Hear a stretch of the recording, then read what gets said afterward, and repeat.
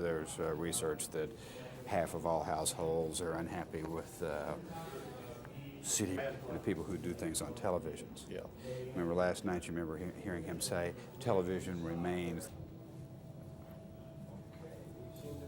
Okay. If you would, so when we go back and look at the tapes, we'll know who's on them.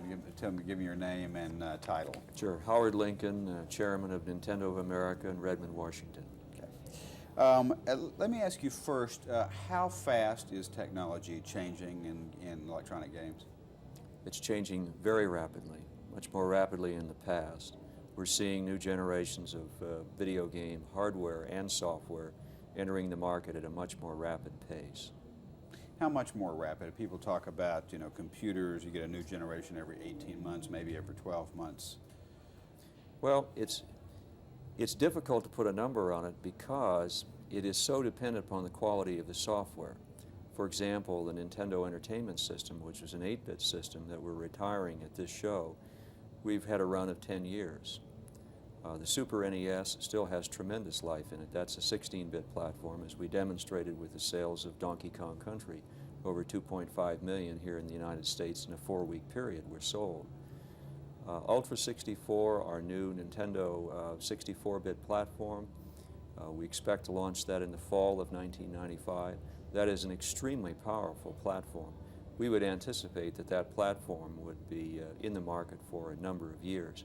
Certainly, Nintendo always plans to keep these hardware platforms in the market for 5 to 10 years.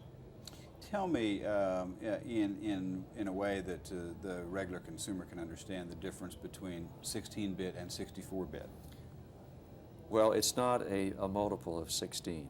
64-bit, the product that we are developing with Silicon Graphics right now, will have the processing power of more than 4 IBM PC 486 PCs put together. We're talking about enormous processing power, so it's not just a multiple of 16-bit. A better way for consumers to understand it is this.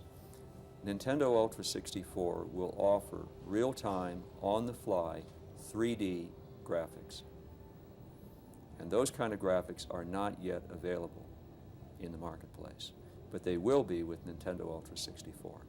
So you mean you'll get in and it will be almost a virtual reality experience? It will be seamless graphics, absolutely seamless graphics. None of the flickering that you've seen in video games in the past. All of that will be gone.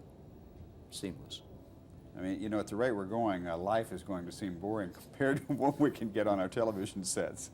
The biggest problem that we have with Nintendo Ultra 64 is to try to figure out how to make great software for a platform that gives us the power to do real-time 3D. And that's something that we're tackling and have been tackling for the last year or so. So we think that the kind of games that the consumer will see on that platform will be absolutely stunning, not like what consumers have seen in the past.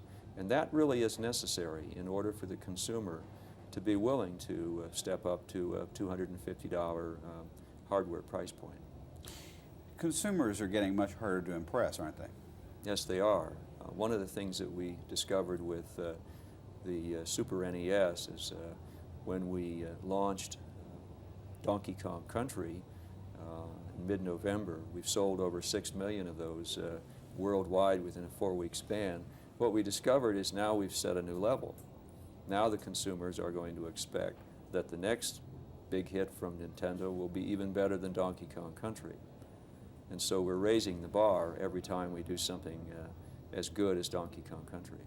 Every previous success has to be topped substantially, right. Then, yeah. And then, of course, Nintendo Ultra 64 software has to be that much better than 16-bit software. Right. Now, tell me about Donkey Kong Country. We launched Donkey Kong Country worldwide in mid-November. Worldwide, we have sold over 6 million cartridges, representing retail sales of in excess of $400 million within a very short period of time. In 6 weeks? Less than 6 weeks.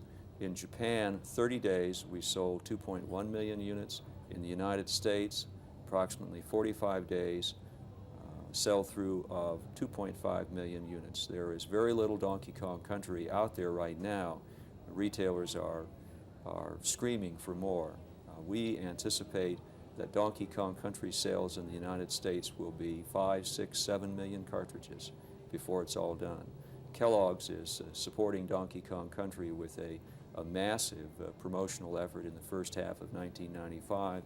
We're going to be spending a great deal of more money marketing Donkey Kong Country in the next 3 to 6 months. What is it about Donkey Kong Country that makes it so popular? I think it's a combination not only of great graphics, but great gameplay. It's very easy for most of us adults that perhaps don't play video games to understand, gee, these are really neat graphics. But that's not what makes a great video game. It's a combination of great graphics, great gameplay, hours of gameplay, and both are to be found in Donkey Kong Country. Let's talk a little bit more about Ultra 64. The technology, as I understand, 10 years ago would have been astronomically expensive. In the millions and millions of dollars. Yeah, run through that for me, the sort of... It's fascinating. The people at Silicon Graphics estimate that if 10 years ago they were producing the chipset with the kind of power that Nintendo Ultra 64 will have, we would be talking about millions and millions of dollars. Instead, we're talking about a chipset that will go into a hardware platform that will retail for less than $250. That's a tremendous decrease not only in price, but it's an indication of how technology is moving so rapidly in the chip business.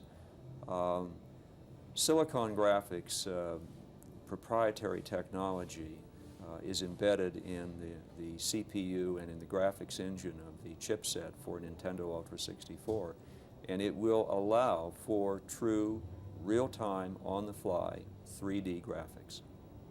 I want to ask you the money question about how much it was a few years ago and how much it is now, and get it in a shorter version from you, so I make sure that I have something I can use on that. So if you would, just give me what it now costs and what it would have cost 10 years ago. I think 10 years ago, the power that will be built into Nintendo Ultra 64 would have cost millions of dollars. Today, that same power will be built in a chipset that will be incorporated in Nintendo Ultra 64 hardware that will retail for less than $250. That is amazing, but it's true. Yeah. I need you to leave out some of the stuff in the middle. Okay. And just give me the numbers in a short thing, because otherwise I know it won't make it with all this stuff, and I want to try to get some of this in, because that is one of the things to me that is most amazing about all electronics, and certainly about this segment of the market, which is the tremendous power that you now get for a pittance compared to what it was a few years ago. Well, that's really true. 10 years ago, the power in Nintendo Ultra 64 would have cost in the millions and millions of dollars. Today, that power is now less than $250. Perfect. Perfect. That's perfect. Thanks. Appreciate you going with me on that. Yeah, tell me, I want to get into the CD-ROM versus the TV thing for a moment. And I hear in other places too people saying, well, you know, TV remains the center of entertainment in the home. What is the thinking here, the division between computer-based entertainment and television-based entertainment? Well, I think certainly we're starting to see a convergence in the sense that we're starting to see more and more entertainment software on a computer using CD-ROM. We are going to continue to be putting Nintendo on television. There is a convergence, though. But at this point, there is a great deal of dissatisfaction with the quality of CD-ROM entertainment software. There is no way of comparing that quality with the quality of video games such as Donkey Kong Country. There is a quantum leap in terms of quality. Yeah, you just can't get that on a CD-ROM at this point. No, and we couldn't put Donkey Kong Country on a CD-ROM and get the kind of quality that you can find on Nintendo Super NES. It's not possible. Is it because the computers won't process the information quickly enough, or is it have something to do with another part of the technology? It's a combination of things, but if we thought that we could put Donkey Kong Country on CD-ROM, we certainly would do so. Right. might as well have it in every form you can get Absolutely. it out there. Right. Let me see. What about? Do you want to talk for a moment about the James Bond? How will that be for a game? Is the attraction there more James Bond, or is the technology along the Ultra 64 lines? The new James Bond cartridge will be a 16-bit cartridge for the Super NES. It's being developed by the people in Rare, England, who developed Donkey Kong Country. So the kind of advanced technology that you see in graphics technology that you see in Donkey Kong Country will be in these new James Bond cartridges. The first game will be GoldenEye, which is the same title as the movie that Pierce Bronson is starring in, and that will be released in November of 1995.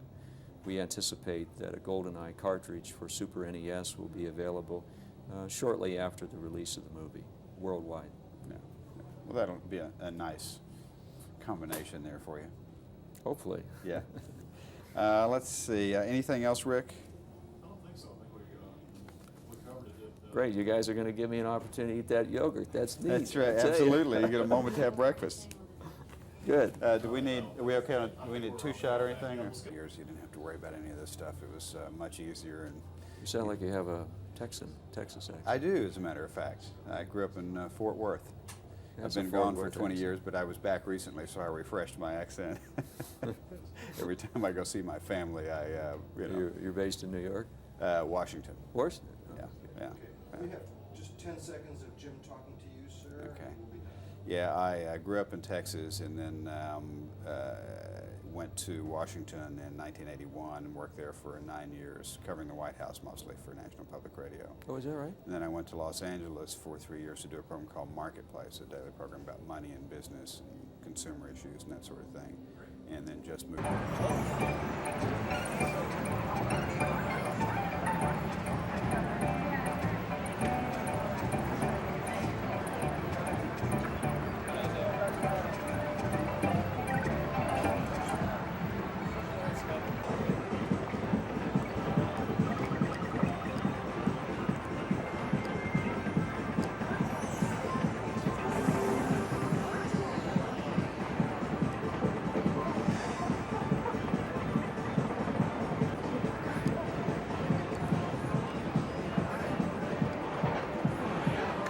Can you do that in such a way that I see the little control thing better? Right? Just like How's that? Yeah.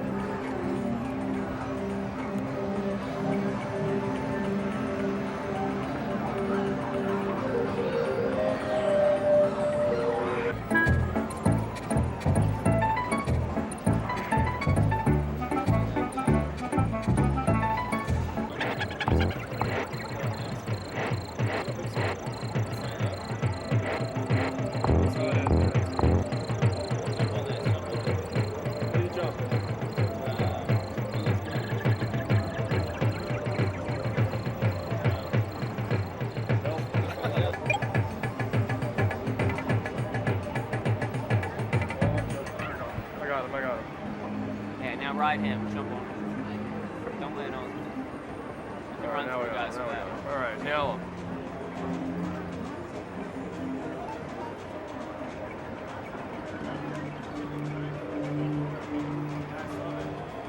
Lost my mount. Can't go any further. Oh, yeah. Now we're cooking.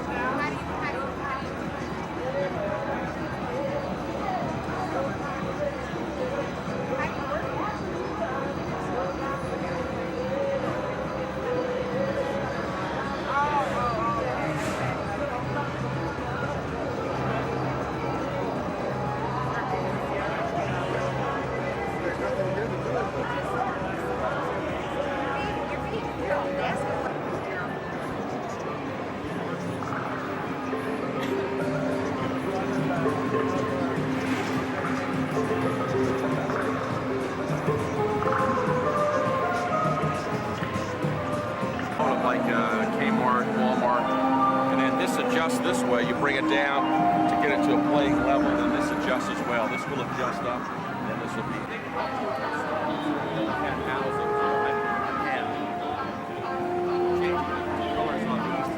So that's being changed. So it's being painted right now.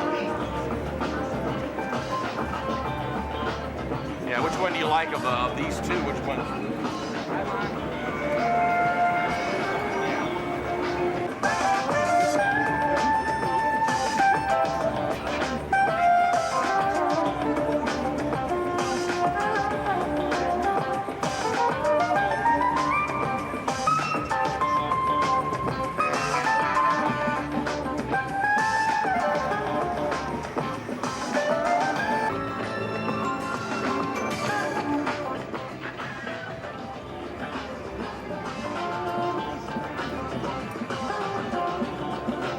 For the last 27 years, but only in the last year and a half was the manufacture made possible. Instead of using gunpowder, we now use air to expel the two cartridges.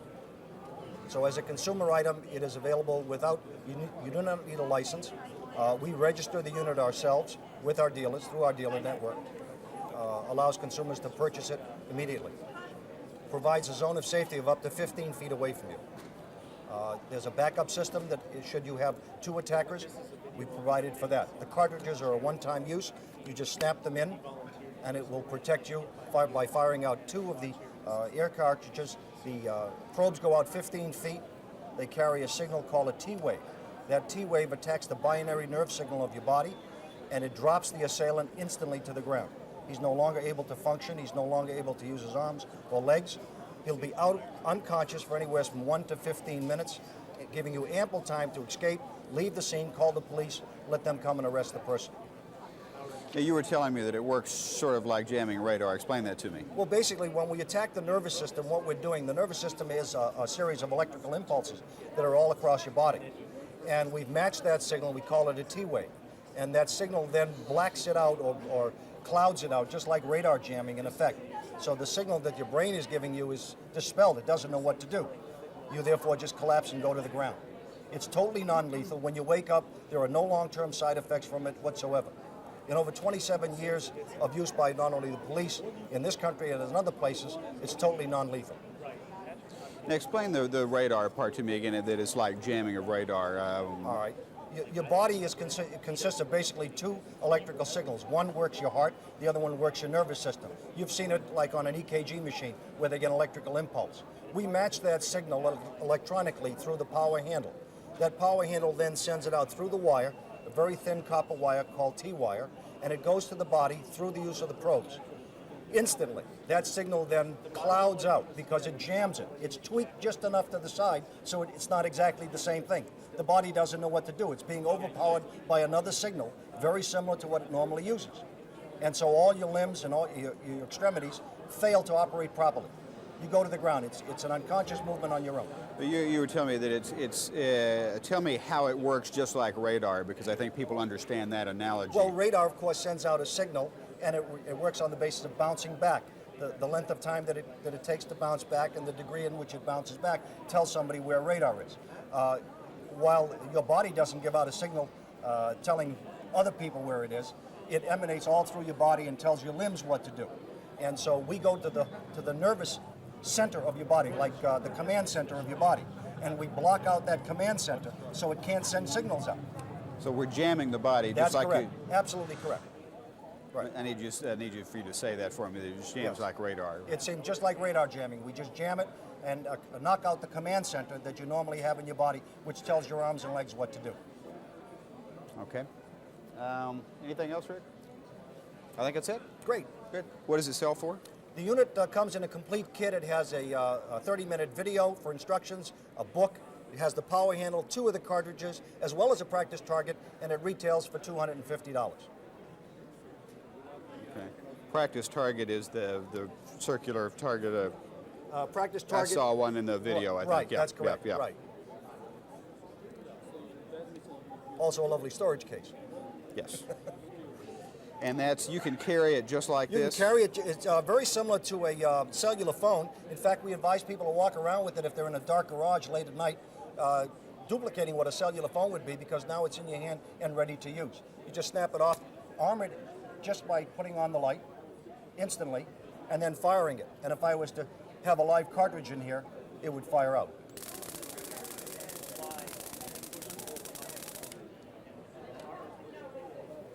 Need some more of that? Just do it a little bit. Let me get a close-up. Yeah.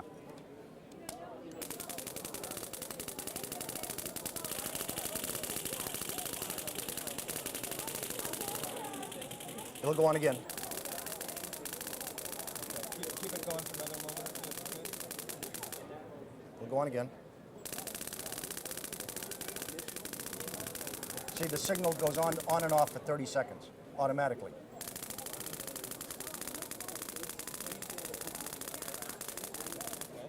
Okay? Good.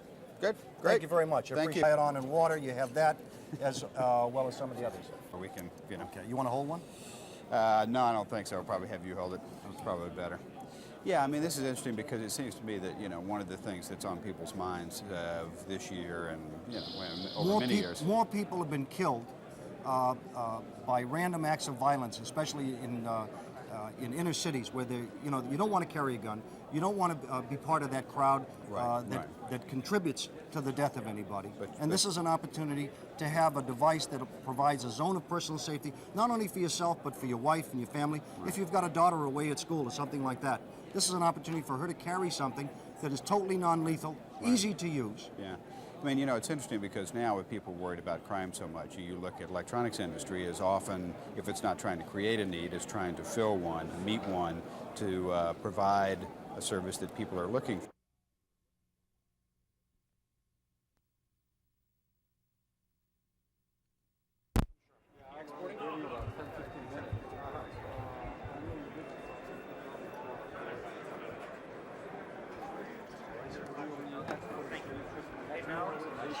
I would talk to Mello about the station in the Chicago area. I had seen your ad in trade paper.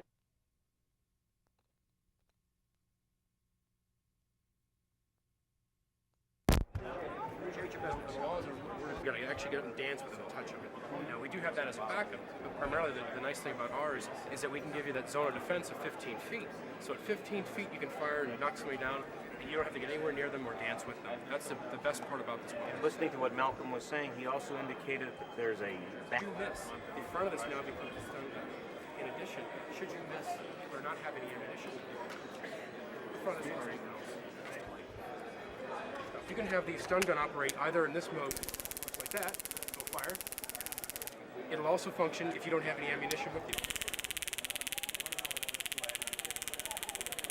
And this runs for 30 seconds, so that you could drop this weapon after you've hit someone with a taser, leave the area, get out of a dangerous situation, place this on the ground, it does all the work for you. If you lose this, we'll replace this for free with a self-defense report.